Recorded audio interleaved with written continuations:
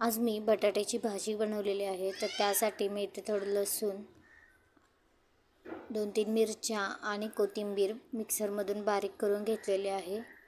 तर आता एका कढईमध्ये मी थोडं तेल टाकून घेतलं. त्याच्यामध्ये जिरे, कढीपत्ता आणि बारीक केलेलं लसूण, मिरची आणि कोथिंबीर टाकून घेतले.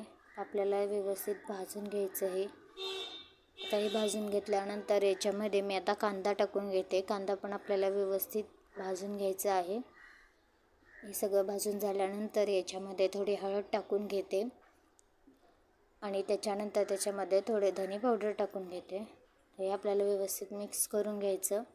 आणि आता इथे मी 3 बटाटे उकडून बारीक करून घेतलेले आहेत, ते टाकून घेते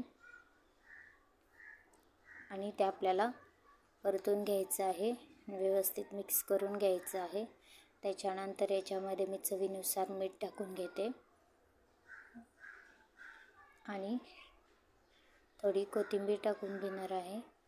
आणि आता हे व्यवस्थित मिक्स करून थोडी कोथिंबीर टाकून घेतली. तुम्हाला ही रेसिपी आवडली असेल तर लाईक करा, शेअर करा आणि सबस्क्राईब करा. आणि आता आपल्याला थोडा वेळ हे झाकून ठेवायचं आहे. लो गॅसवरती मी झाकून ठेवलेलं आहे 3 ते 4 मिनटं. आणि नंतर झाकण काढून आपल्याला अशा प्रकारे परतून घ्यायचे आहे. तर आपली मस्त अशी बटाट्याची भाजी तयार झालेली आहे. एकदम टेस्टी अशी भाजी